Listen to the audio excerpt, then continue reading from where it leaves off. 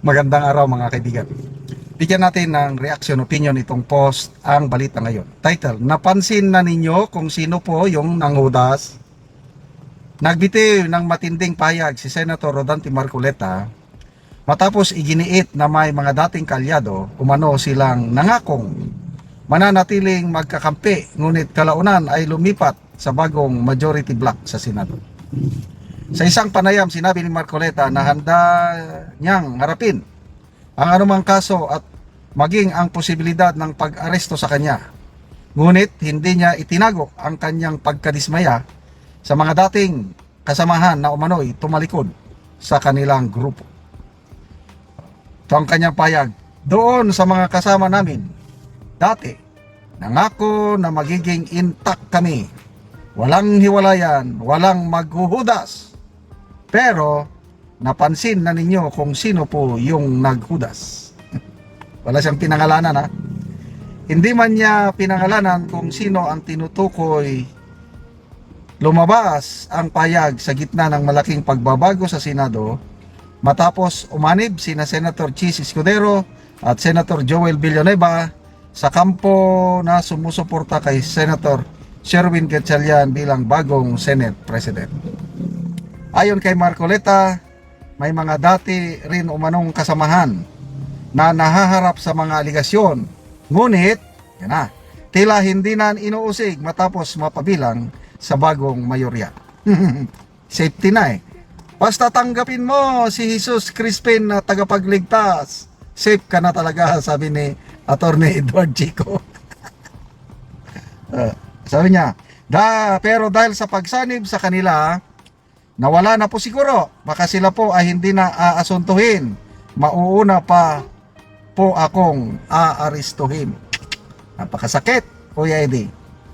Ang payag ay bahagi ng lumalalim na bangayan kasunod ng reorganisasyon sa Senado. Sa mga nagdaang araw, ilang senador mula sa dating alyansa ni Senator Alan Peter Cayetano ang lumipat ng panig na nagbigay daan sa pagkaluklok ni Gatchalian sa pinakamataas na posisyon ng kapulungan. Yan. So, wala siyang pinangalanan na naghudas.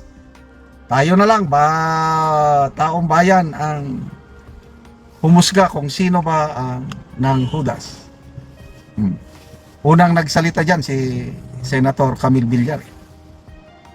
Kung may kakalas pa sa grupo namin, mas masahol pa siya kay Judas.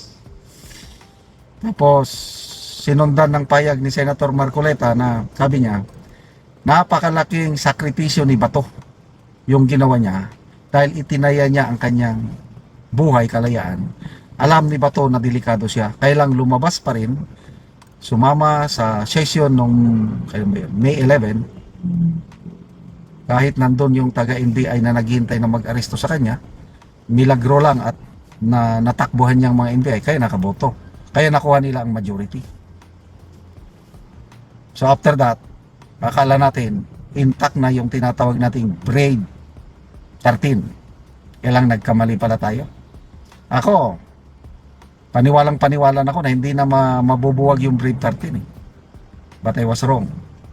Yung isa dyan na relihiyoso, hindi ko akalain na babaliktad. Kasi nga, relihiyoso eh. But siya pa yung final deciding factor na nakuha. Kaya hindi na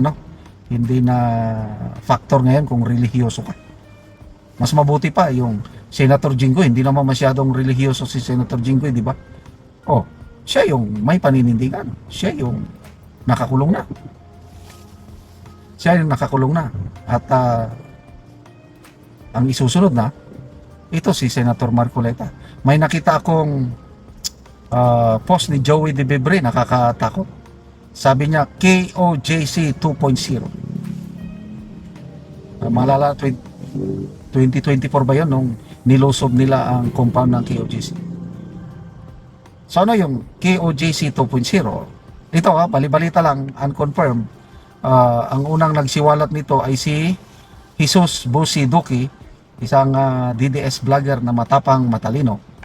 May balita daw siyang naririnig na may mga senaryo na si Bato, Senator Bato ay nagtatago daw sa Central Church ng Iglesia. At dahil dyan, baka biglang lusubin nila ang Central Church. Kaya nga, yun na nga, naglabasan na yung mga haka-haka na KOJC 2.0 ang Iglesia ni Cristo. But, kakamali sila. Kung nakaya nila ang KOJC, huwag nilang iparis sa Iglesia dahil 3 administration na ang sumubok na pasukin ang Central Church o Central Office ng Iglesia. Hindi nila na kaya. Ako, tandang-tanda ko pa yan dahil 66 years old na ako ngayon. Marcos Sr.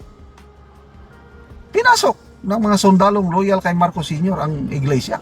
But wala, mga sundalong pumasok, namatayan. Hanggang nag-withdraw ang mga sundalong pinadala ng Marcos Sr. administration. Sumunod, Cory. Wala rin, ginamitan pa nga ng mga tangki de guerra eh. Then after that, Gloria Macapagal Arroyo administration. Wala rin. Kaya sige, subukan nyo mga kapatiran nating iglesia. Mandami kong post na post, comments.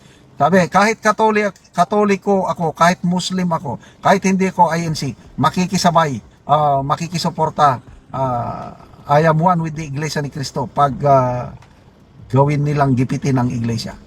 Baka ito na yung the end is near. Huwag kayong magkamali na galawin nyo ang iglesia ni Cristo. Salamat mga kaibigan sa inyong pagsubaybay sa channel nito.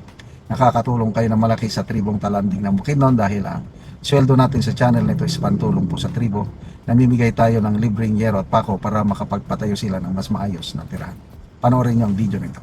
Karon na anak ko diri sa gipatindog nga balay ni Kuya Algin Haniagan. Sumuna ni ang gipatindog nga balay sa barangay Masimag. Sumuna ni ang iyang pag-atupan karon. Sumuna ni ang yero nga gitabang sa iyaha nga iyang mag-atop karon.